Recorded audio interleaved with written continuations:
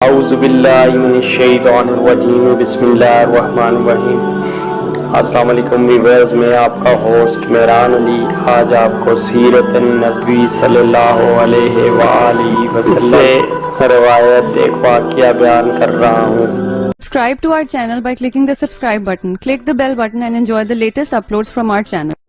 جس کا ذکر قرآن پاک میں بھی اللہ پاک نے فرمایا ہے کہ کیا آپ نے نہیں دیکھا کہ آپ کے رب نے ہاتھی والوں کے ساتھ کیا کیا؟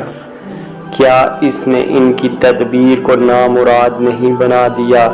اللہ نے ان پر پرندوں ابابیل کے جھنڈ بھیجے جو ان پر کنکر مٹی کی کنکریاں پھینکتے تھے، اس طرح اللہ نے ان کو کھائے ہوئے بس کی طرح کر دیا۔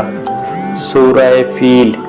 واقعہ اصحاب الفیل حضرت محمد صلی اللہ علیہ وآلہ وسلم کی ولادت مبارک والے ساتھ یعنی 571 عیسوی میں پیش آیا، جب یمن کا حبشی نژاد عیسائی حکمران ابرہہ بن اشرم 60,000 فوج اور 13 ہاتھی لے کر خانہ کعبہ کو گرانے کے ارادے سے مکہ پر حملہ آور ہوا۔ ابرہہ بن اشرم آغاز میں اس عیسائی فوج کا ایک سردار تھا جو شاہ حبشہ نے یمن کے حمیری نسل کے یہودی فرمانروا یوسف ذوالنواس کے عیسائیوں پر ظلم و ستم کا بدلہ لینے کو بھیجی، جس نے 512 عیسوی تک اس پورے علاقے پر حبشی حکومت کی بنیاد رکھ دی۔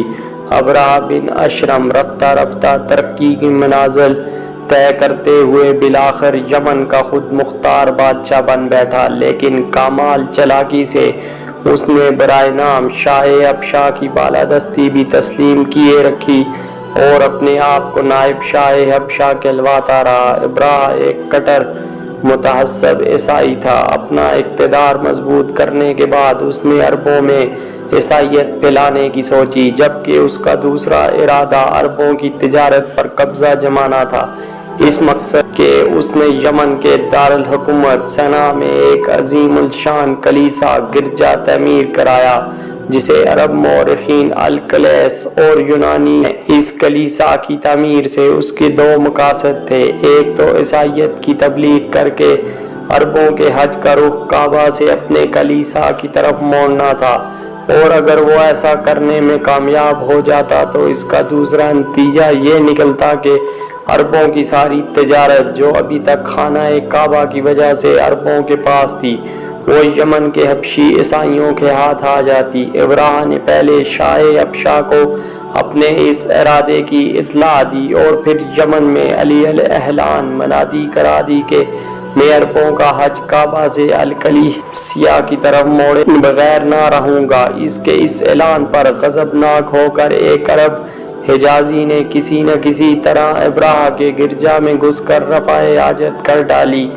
اپنے کلیسا کی اس توہین پر ابرہہ نے قسم کھائی کہ میں اس وقت تک چین سے نہیں بیٹھوں گا جب تک کعبہ کو گرا نہ دوں۔ اس کے بعد سن 570 عیسوی کے آخر میں وہ 60,000 فوج اور 13 جسیم ہاتھی لے کر یمن سے مکہ پر حملہ آور ہونے کے ارادے سے نکلا۔ راستے میں دو عرب سرداروں نے اس کا مقابلہ کرنے کی کوشش کی، مگر شکست کھائی اور ابرہہ کسی طوفان کی طرح مکہ کے مضافاتی مقام المخمس میں پہنچ گیا۔ یہاں ابرہہ کے لشکر نے پڑاؤ ڈالا، جبکہ چند دستوں نے اس کے حکم پر مکہ کے قریب میں لوٹ مار کی اور اہل تمامہ اور قریش کے بہت سے مویشی بھی لوٹ لیے گئے۔ ان میں مکہ کے سردار اور آپ صلی اللہ علیہ وآلہ وسلم کے دادا حضرت عبد المطلب بن ہاشم کے 200 اونٹ بھی تھے۔ اس کے بعد ابرہہ نے ایک ایلچی مکہ کے سردار حضرت عبد المطلب کے پاس بھیجا اور اس کے ذریعے اہل مکہ کو پیغام دیا کہ میں تم سے لڑنے نہیں آیا ہوں بلکہ اس گھر کعبہ کو گرانے آیا ہوں۔ اگر تم نہ لڑو تو میں تمہاری جان و مال سے کوئی تعریض نہ کروں گا۔ حضرت عبد المطلب نے جواب دیا، ہم نے ابرہہ سے لڑنے کی طاقت نہیں ہے، کعبہ اللہ کا گھر ہے، وہ چاہے گا تو اپنے گھر کو بچا لے گا۔ ایلچی نے کہا،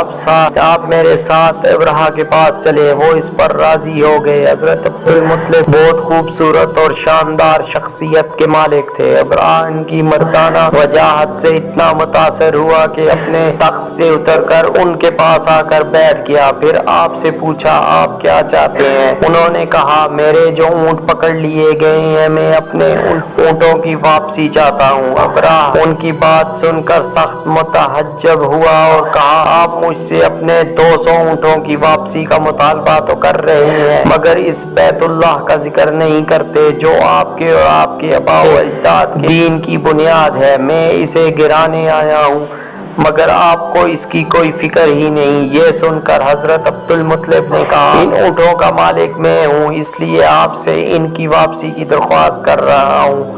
رہا یہ گھر تو اس گھر کا مالک اللہ ہے، وہ اس کی حفاظت خود کرے گا۔ ابراہ نے متکبرانہ انداز میں کہا کعبہ کو اب آپ کا اللہ بھی مجھ سے نہیں بچا سکے گا۔ حضرت عبد المطلب نے جواب دیا یہ معاملہ آپ جانے اور اللہ، لیکن یہ اس کا گھر ہے اور آج تک اس نے کسی کو اس پر مسلط نہیں ہونے دیا۔ یہ کہہ کر وہ ابراہ کے پاس سے اٹھ گئے اور ابراہ سے واپس لیے گئے اونٹ لے کر مکہ آ گئے۔ قریش اتنی بڑی فوج سے لڑ کر کعبہ کو بچانے کی طاقت نہ رکھتے تھے، لہٰذا حضرت عبد المطلب نے کہا کہ سب اپنے بال بچوں اور مال مویشی لے کر پہاڑوں میں چلے جائیں تاکہ ان کا لیام نہ ہو۔ پھر وہ قریش کے چند سرداروں کے ساتھ حرم کعبہ پہنچے اور اللہ کے حضور اپنی کمزوری کا اظہار کر کے دعائیں مانگی کہ وہ اپنے گھر کی خود حفاظت فرمائے۔ مورخین نے حضرت عبد المطلب کی جو دعائیں اشعار نقل کیے وہ یہ ہیں الہی بندہ اپنے گھر کی حفاظت کرتا بھی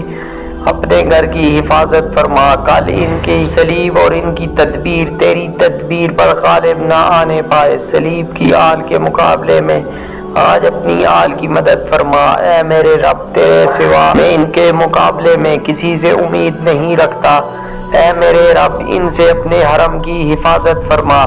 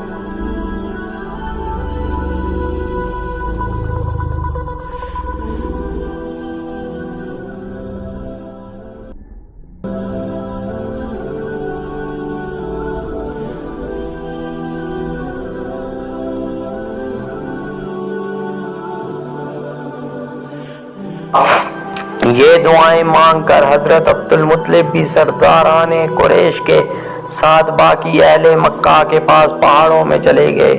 دوسرے روز ابراہ نے مکہ پر حملے کا حکم دیا اور وہ مکہ میں داخل ہونے کے لیے آگے بڑھا، مگر حیرت انگیز طور پر اس کا خاص ساتھ محمود مکہ کی طرف چلنے کے بجائے وہیں بیٹھ گیا اور بے پناہ کوشش کے باوجود اپنی جگہ سے نہ ہلا، مگر جب اس کا منہ شام کی طرف کیا گیا تو اٹھ کر چلنے لگا اور یمن کی طرف رخ ہوا تو ادھر بھی دوڑنے لگا، مگر مکہ کی طرف چلانے کی کوشش کی جاتی تو 1 انچ ادھر نہ بڑھتا۔ نتیجتاً باقی ہاتھیوں سمیت سارا لشکر بھی اپنی جگہ انتظار میں رکا ہوا تھا۔